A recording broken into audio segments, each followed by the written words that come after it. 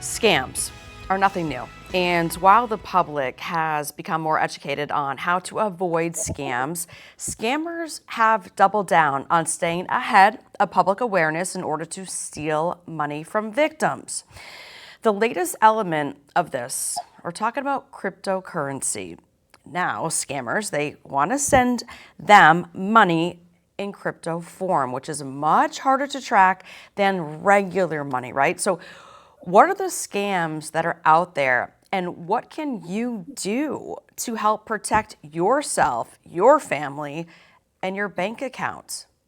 Joining me now, we have State Representative Michael Owen, District 70 in Apollo Beach in Hillsborough. Representative, so honored to have you here on In Focus. Thank you for your time. And yeah, before we get too far into the discussion, here's what I need to know. I need a good old layman's description of what cryptocurrency is. And I say that because I think a lot of people, they hear a lot of these terms and their eyes just glaze over. It's like, this doesn't affect me. So tell me. Sure. So cryptocurrency, or really virtual currency, encompasses quite a few different types of virtual currency that's non-U.S. currency. And basically what this currency does is you can purchase with, for example, U.S. dollars, things like Bitcoin. And those Bitcoins convert over to that other type of currency. And one of the main things about this, it's kind of an international type of currency. So one of the unfortunate, I think, the most difficult parts about this is that this currency doesn't just stay here in the United States. This currency is converted over. Bitcoin, for example, is purchased, and then it can go to what's called non-U.S. wallets. And that's where the trouble comes in for law enforcement, is that it is extremely difficult, or basically impossible, to track this money in a situation where there's a scam like what's going on today in my district. So that's kind of a quick overview of what virtual currency is, a crypto or Bitcoin. And there's ATMs, just like you see a regular ATM. These ATMs look very similar, except they're ATMs where you can take a US dollar, for example, convert that over into a Bitcoin for whatever the price is of the day. Another big issue with cryptocurrency compared to a regular ATM is that there are massive transaction fees attached to it. I've seen anywhere up to 30% per transaction. So you're talking about a really massive, I really honestly don't know why people use them in the first place, because you can buy Bitcoin and you can do all that stuff by creating an online safe account.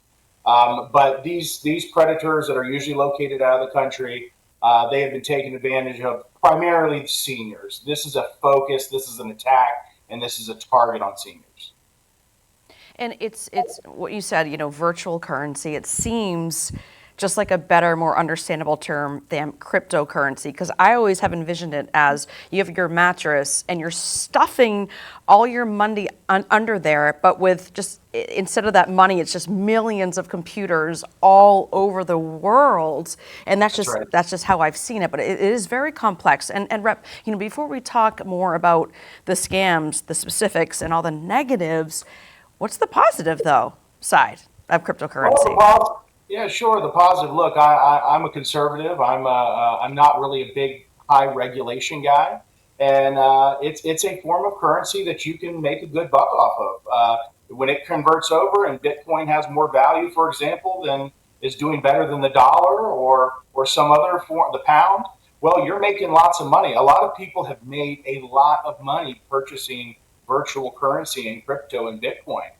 There's a lot of success stories out there.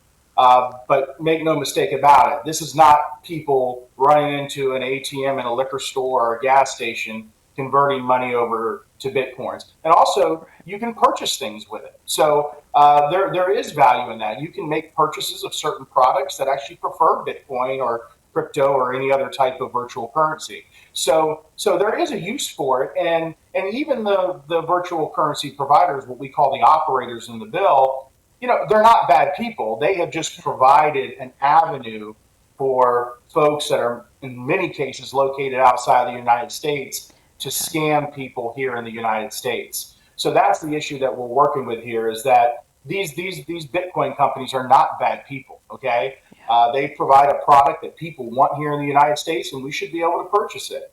The problem is that they've just created a device, if you will, that bad guys are using to prey on our elderly.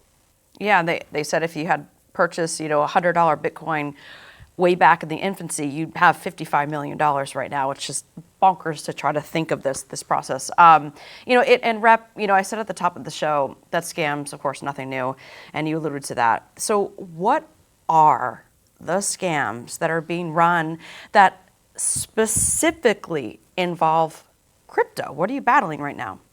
Sure. So the most common scam is basically someone reaches out to you on your cell phone and says, "This is law enforcement.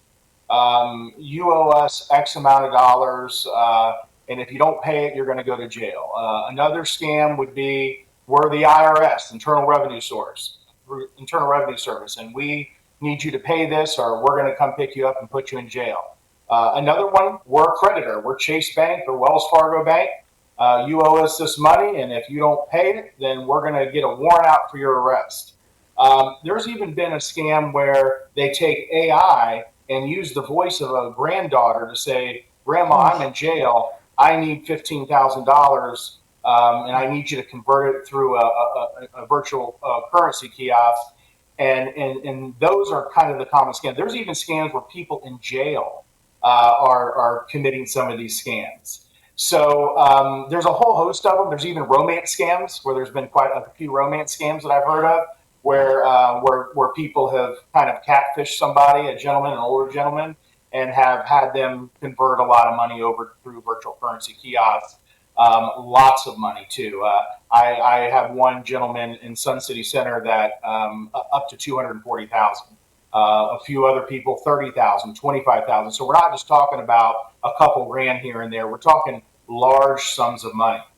And I think another important part of this is just to consider is that you kind of think about, your grandmother or an elderly person in the middle of the night driving to, a liquor store or a gas station. These are not located in the best of places. Okay. I went around and looked at all the ones in my district. They're tucked away in the back near the bathroom where there's complete privacy. And you just think about, an elderly person with a Publix bag full of cash of $20,000 walking into a machine with someone on the phone saying, "Okay, insert the money." So that's how crazy this has gotten. It's not just here in my part of the district, but all throughout the state, but definitely very much focused on the elderly community. Yes, and you mentioned that romance kind of attachment, aspect of it, and there's even terms, a terrible term. It's called pig butchering. Yep. That's part of this. Yeah. And we know that, when we talk about these scams, Rep, gift cards, yeah, especially this season, big component of this. And check this out. So one of our producers saw this at a gift card display at a supermarket, and our producer snapped some of these photos we're going to show in just a second. And it's a monitor showing warnings like gift cards. They make a great gift and an easy target for scammers to steal money.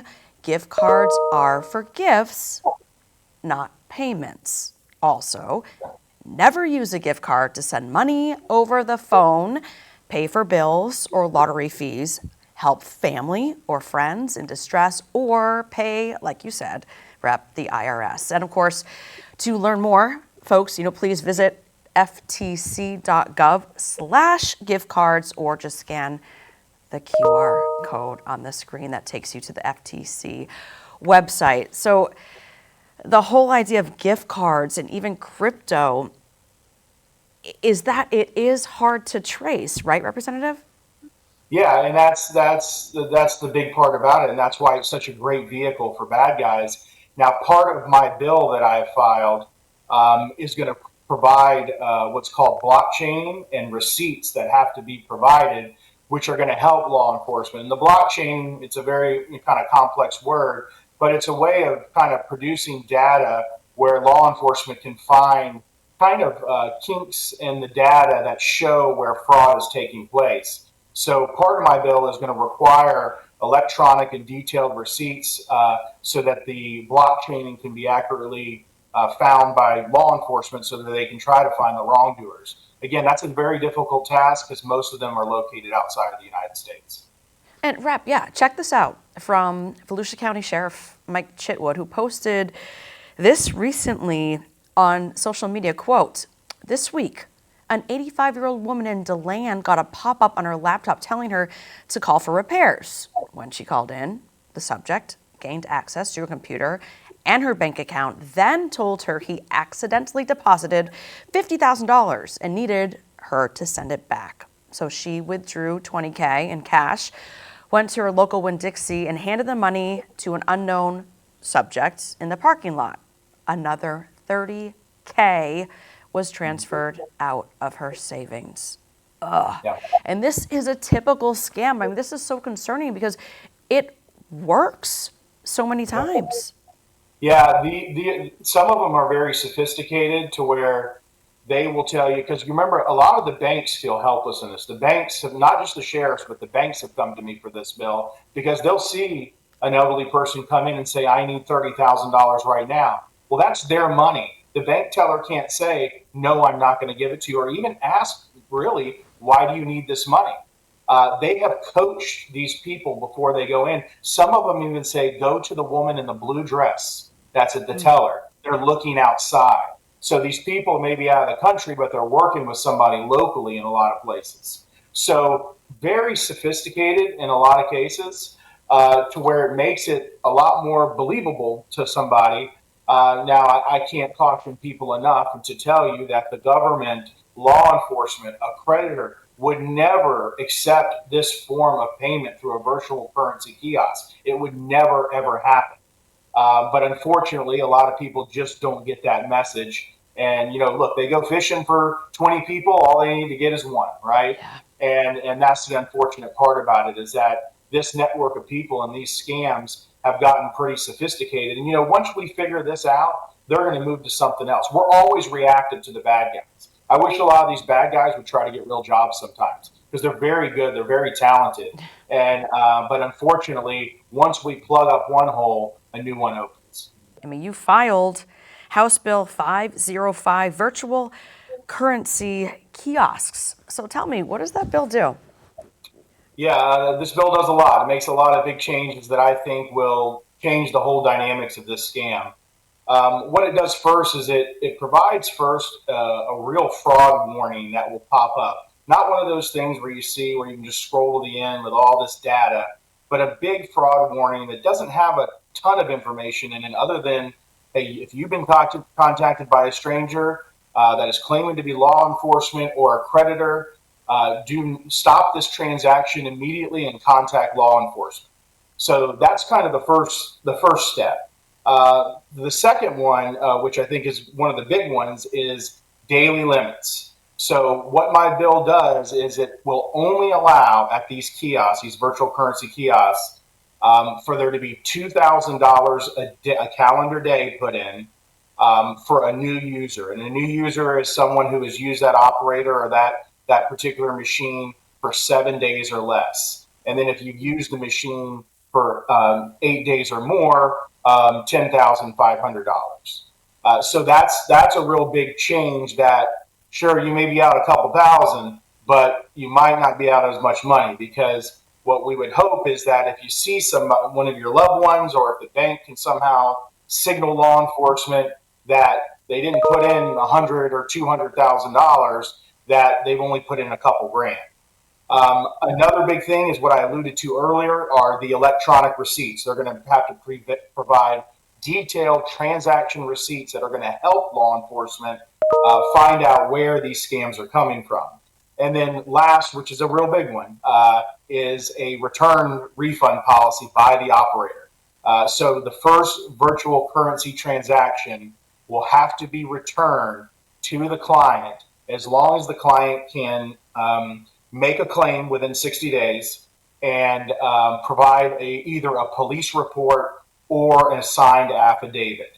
So that's the big issue that the operators have with the bill is, they really don't like the refund component, but I think it's very important because I think that is going to, make them have to look a little harder at some of these scams too, as the operators. And this is a bipartisan bill then, right? Because your bill is co-sponsored by State Rep Dan Daly, and the Senate version was filed by State Senator Darrell Roussan. So how did you get these gentlemen on board with what you're trying to do? Well, Allison, every now and then Republicans, Democrats just get together and say, "Hey, we gotta put partisan politics aside." Me and Senator Roussan, for example, share part of our districts, and we have some of the same victims. So we decided that, hey, we're going to do a bipartisan bill, work together, because this isn't political. This isn't political law. As a matter of fact, there's no lobbyists, there's no industry associated with my bill on my side. As a matter of fact, they're on the other side. The lobbyists are on the other side.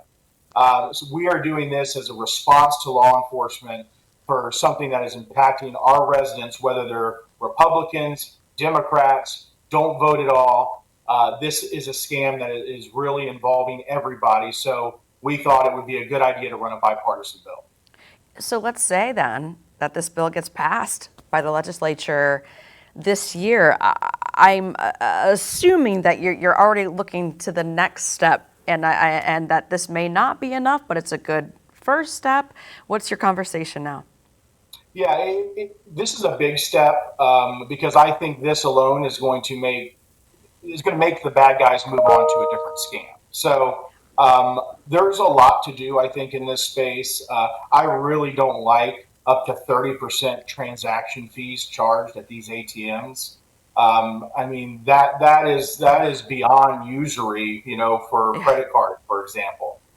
So I think we have to take a look at that. But also, as we alluded to at the very beginning, the Bitcoins and the companies and the operators that run these crypto ATMs are really not the bad guys. What they're doing is they're providing an avenue for bad guys to work within. So I'm hoping that we can work together on this to help improve the situations like this. But I'm very optimistic, Allison, that this bill will put an end to this type of fraud. So, of course, Rep, criminals don't obey the law, so legislation is great, but catching the perps is a whole other problem. Does the state have the resources to do that kind of work? Yeah, this one is tougher than most of the scams out there because remember, most of these individuals are located outside of the United States. So most of the wallets, that's what these are called. When you purchase a Bitcoin that goes into a wallet, they're non-US wallets. So the tough part we have for law enforcement, why law enforcement is so frustrated with this, I mean, if you look on YouTube, there's situations where law enforcement has showed up to the virtual currency kiosk and they won't hand law enforcement the phone because the perpetrators have told them do not give the phone to law enforcement because they know they're a million miles away. So the tough part about the enforcement piece of this is that we don't have the resources to go arrest somebody in Africa or some other faraway country. So that's the tough part, is that what we do as the legislature then is we support our law enforcement, right? We come in and provide a way or a means to put an end or at least stop the enormous bleeding of this scam that's just plaguing our residents here in the state of Florida. And so, Rep, for folks, some of our viewers who may not have thought about crypto, I think this is going to spark a big conversation at dinner tonight. Really fascinating stuff. I'm just so pleased that you're on top of protecting those who might delve into it and get themselves in harm. So, Representative Michael Owen, thank you so much for being with us here on the show. Come back anytime. Thanks for watching our YouTube channel. To keep up with important issues impacting our communities and hear more conversations with the people who are shaping the future, subscribe to our channel. You can also download our app or find Spectrum News on your TV for balanced, in-depth political coverage and more.